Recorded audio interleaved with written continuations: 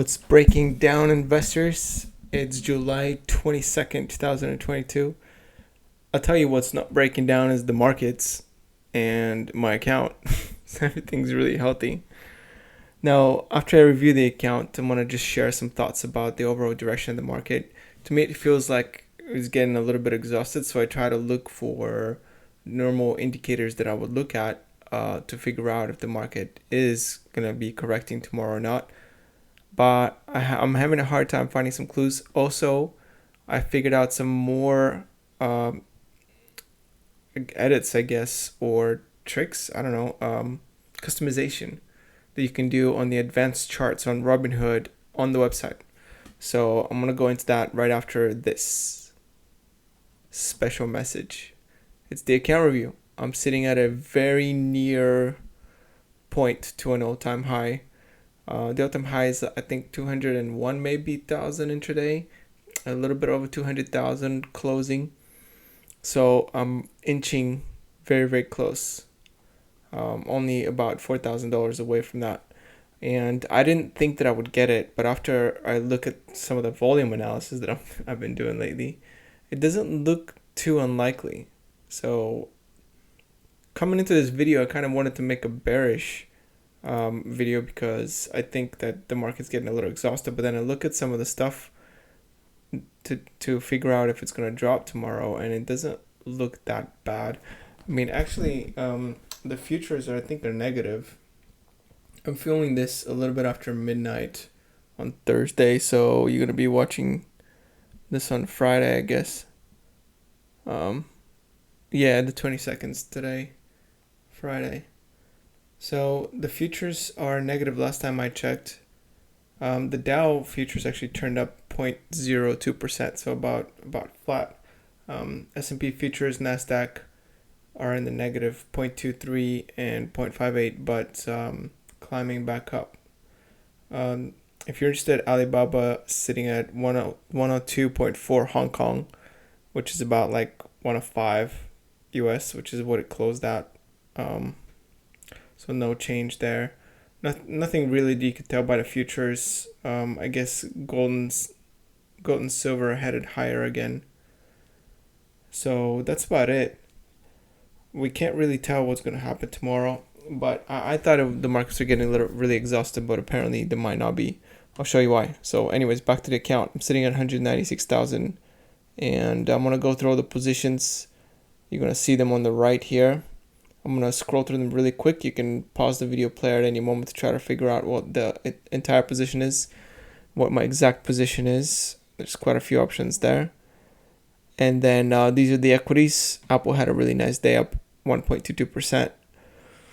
Realty income was up 0.5%. Mainstream Capital 1.68%. Goldman Sachs 1.57% in the positive. Paramount disappointing yet again, minus 0.77%.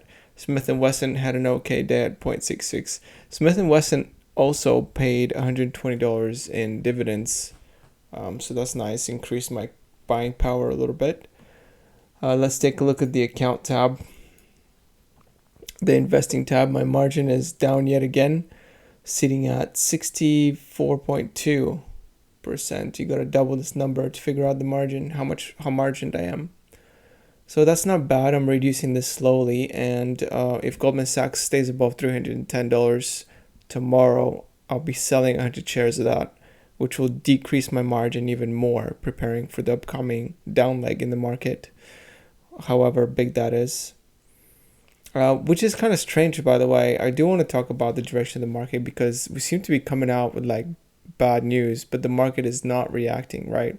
Bad news is flying right in the face of this rally and it's not budging. So I don't know if that's a good signal or bad signal, but I think that, it can't be good. So I'm expecting a leg down. I don't know if the leg down is going to be, further down than the recent bottom before this most recent rally, but there's going to be a leg down. I mean, that's for sure at some point. I was thinking it starts tomorrow and Friday ends on a negative note, and then Monday and Tuesday follow through. But like I said, I'm not really seeing that from a technical standpoint, right? But I'm not a technician. Keep that in mind. So total returns, if you ask what I'm best at, since I'm not a technician, what am I good at? I think, well, my biggest strength is enduring mental pain, right? But probably second biggest strength, I'm good at volatility arbitrage. I think that I'm decent at it. Volatility arbitrage. I made a video about volatility arbitrage. You can check it out. It's one of two videos that you should see. First one being the wheel strategy, option trading strategy. That's what the video is called. And then it's called like wheel option strategy. And then the volatility arbitrage should be like second. You should watch that right afterwards. I don't know why those videos don't have more views. I think I put in a lot of work into them, and they're pretty useful, I think. But anyways, so these are my positions. Total return, we got Apple, Main Street, Realty Income on the top. Equity wise, Apple is by far the biggest position, 3 times bigger than the next biggest. It's going to be 4 times bigger than the next position pretty soon. Main Street Capital is about to round out my number 2 spot. You can see the wheel chart here of how big all these positions are relative to the size of the account. Apple is sitting at 130,000 almost now. Really big part of my account. Very Apple heavy right now, but I do think that I'm very bullish on Apple, especially coming in this holiday season. I think the phones are just going to skyrocket, especially the Pros.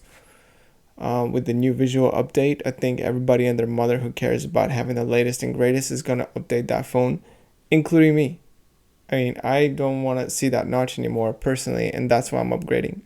Everything else about the phone's fine. I guess I would like a better camera, but my 11 Pro is working just fine. I don't really need to upgrade besides the visual and perhaps a better camera.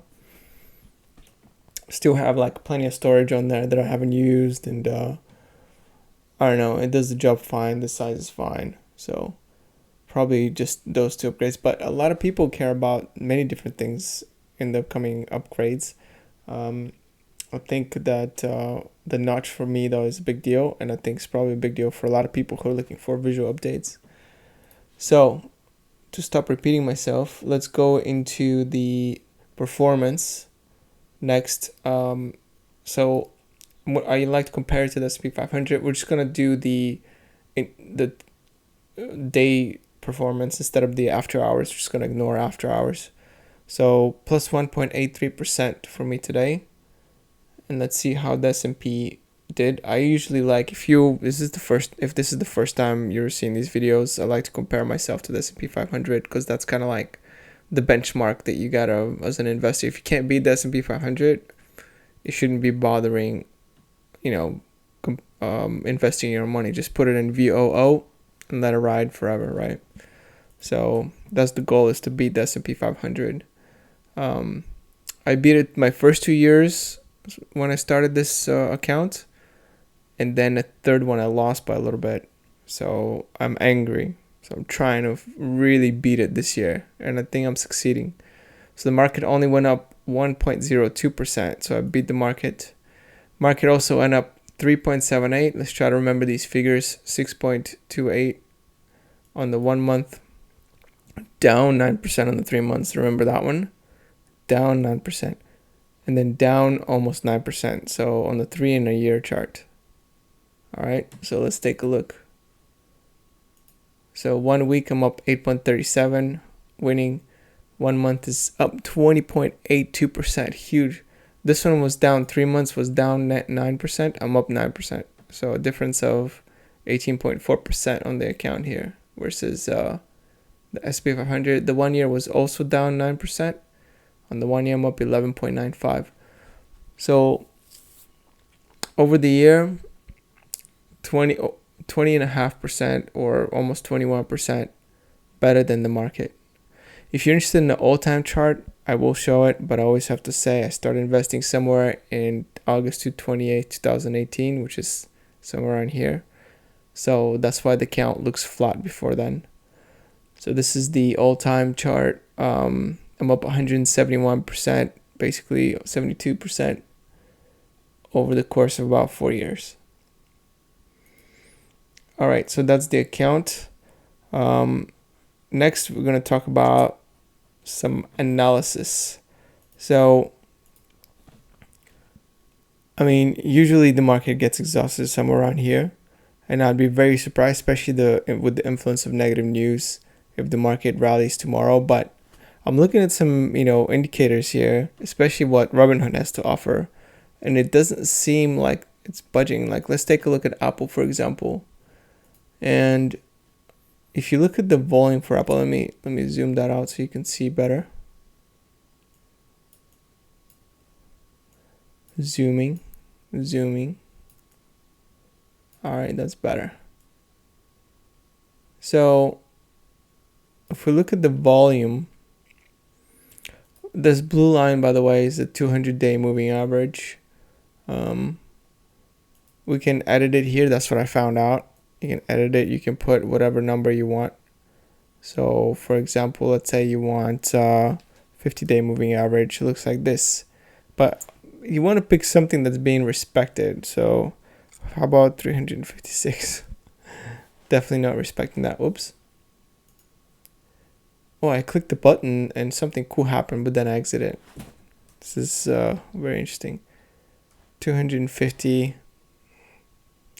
No, 200. How about 150? It's not respecting it. I'm looking for something that it bounces off of.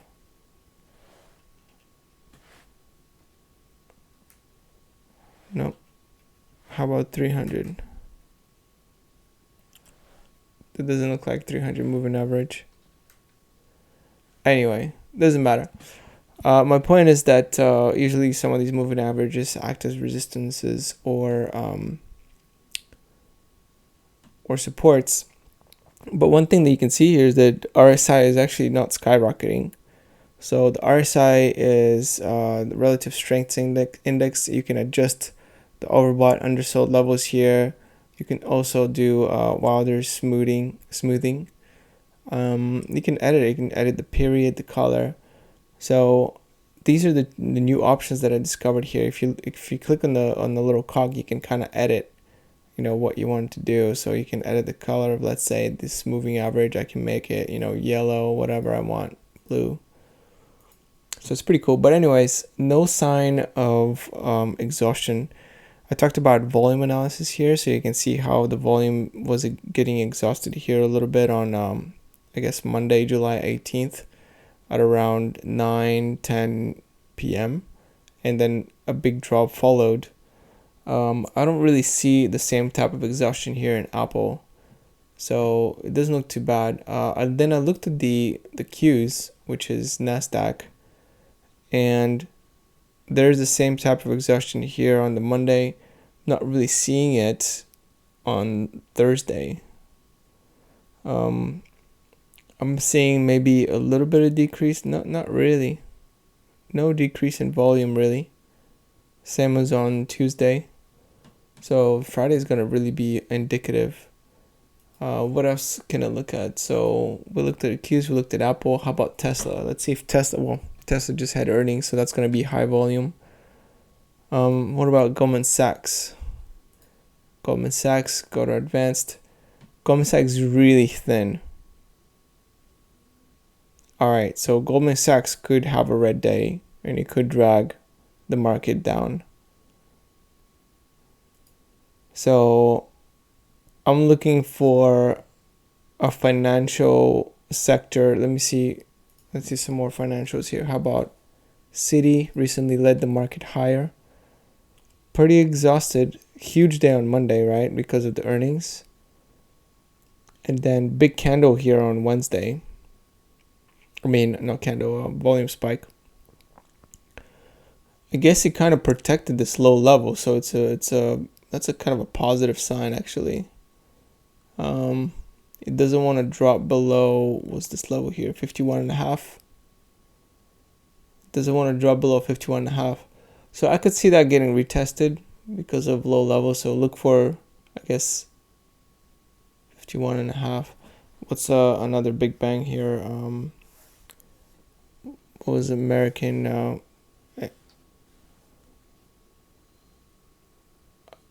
not American Express. Sorry, Bank of America, BAC. Yep, definitely low volume in financials. Big on Monday and then decreasing. Today, Thursday was really low. Wednesday was low.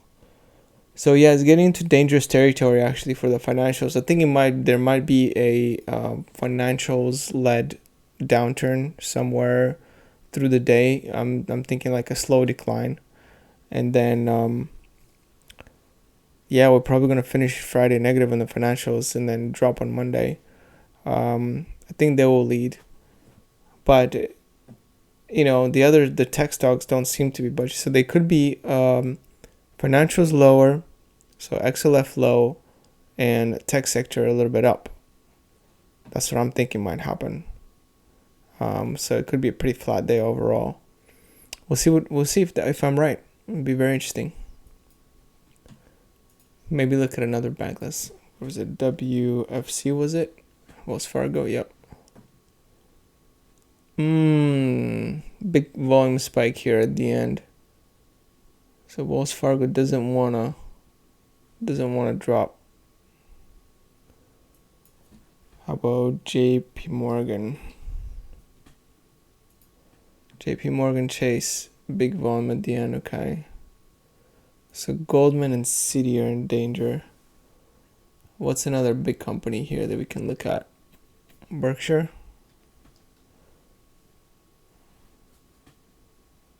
Hathaway, pretty flat, decent volume. I don't know. So based on this, the RSI is not very high, I guess. So based on what I'm seeing here from the Robinhood's indicators, it